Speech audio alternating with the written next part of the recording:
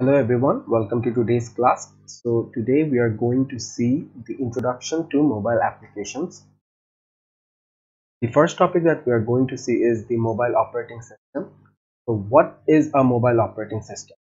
Mobile operating system, which is also known as your mobile OS, is an operating system that is specifically designed to run on devices. So what are these devices? Some of the devices are your mobile phones, your smartphones that you use, some of your personal digital assistant or your PDAs, your tablet computers and other handheld devices.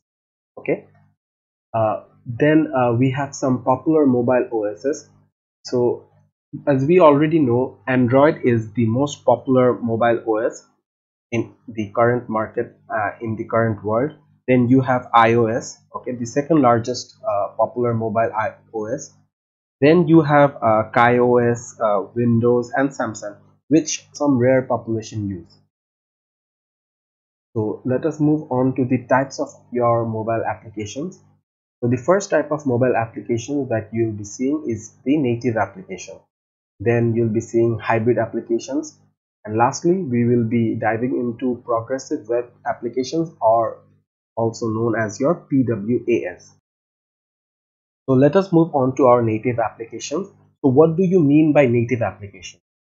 So the applications which are developed to be used on a particular platform or your operating system, on a particular operating system, such as your Android, iOS, and say Windows, KaiOS, those applications are your native applications. So basically, native apps are used for a dedicated platform. Okay, native apps are written in languages that the platform usually accepts. Okay, so the principal advantage of these native apps is that they optimize or enhance the user experience. So by being dedicated for only one platform, the user experience is very much enhanced, or it is very much, what we can say, it is very much optimized. Okay, so basically your native applications,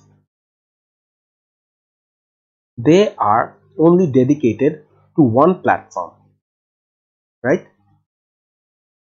One platform, or say one OS, right? One operating system slash OS. And what does this do? They enhance user experience. Okay, that is your UE. Okay. Some of the native application languages that are used across your OS, they are Swift or Objective-C for your iOS applications. Then you have Java and Kotlin for your Android applications. You have C# or VB.NET for your Windows application. Now let us see some of the pros and cons for your native application. So the pros for our native applications are, they are really fast and responsive. Why? Because each of your native apps, they are dedicated for only one platform. Hence, they are fast and responsive. Since they are also dedicated for one specific platform, they give the best performance in comparison to other applications. Okay, and also they are very interactive, intuitive, and run much smoother in terms of your user input and your output. Okay, then let us look at some of the cons. So since these applications are usually developed for only one specific platform, they are much more expensive when we compare them to cross-platform and web applications. Okay, so why are they so much expensive? So if we want to say use this native application on another platform, so while we want to use it in another platform, we have to convert every part of our code and everything so that it is suitable for that platform. That is why it is so much expensive.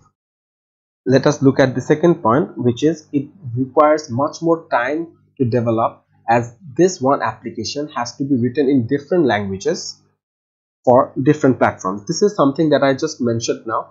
So since native applications, they are dedicated to only one platform or one OS, they are much more expensive and they require much more time to develop. Okay, and also since they contain multiple source code bases. That is, if you want to use one of your native applications, say you're using it for Android, then you want to use it for iOS as well.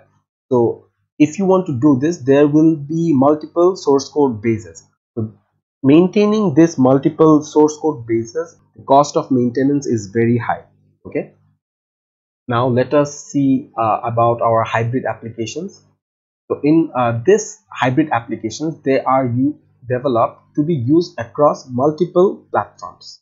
Okay, they are developed to be used across multiple platforms. So in comparison to your native application, which was only used for one platform, hybrid applications are used across multiple platforms.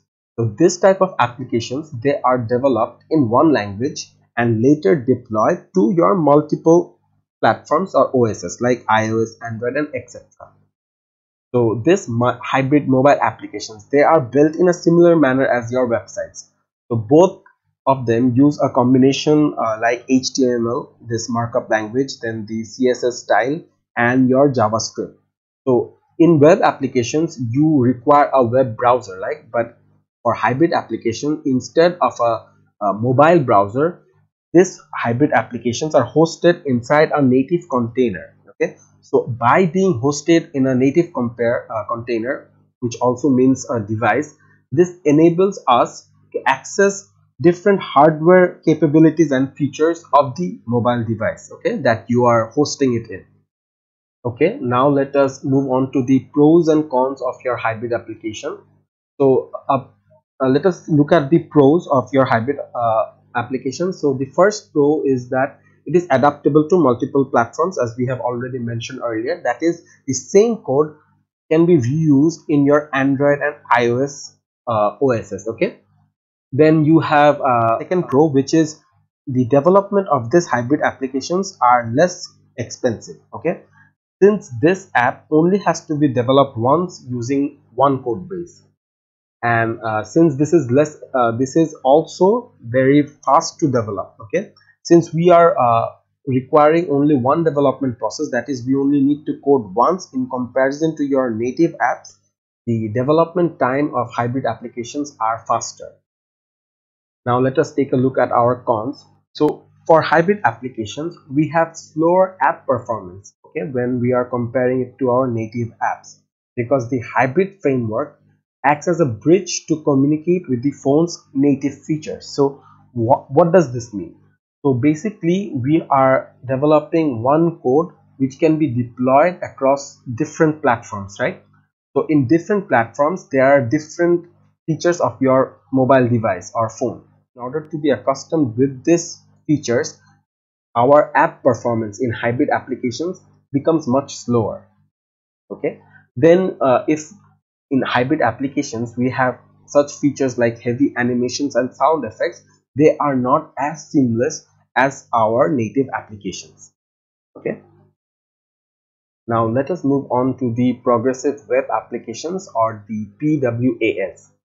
So a progressive web app is a web app that uses modern web features or capabilities to deliver an app-like experience to users. So this is done without requiring us to install an app from the Play Store or our App Store.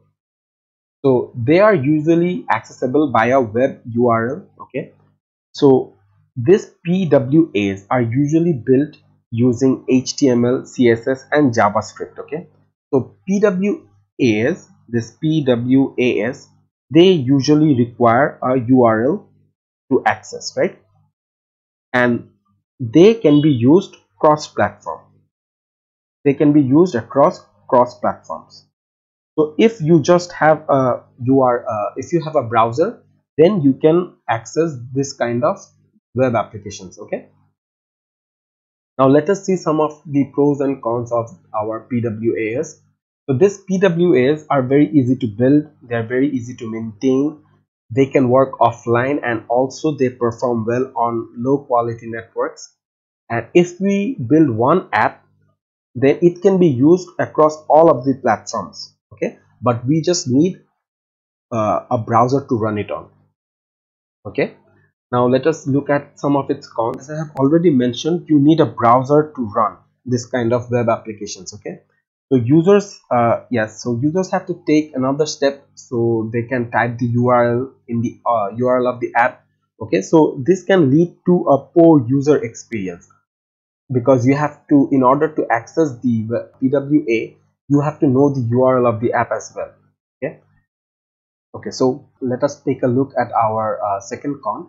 So web apps are usually less interactive and intuitive than your native apps. So in your native applications, you can use some of your hardware features of your mobile, right? Hardware features. But in web apps, you cannot use such hardware features. So that is why it is less interactive and intuitive. Thank you very much. This will be all for today's class.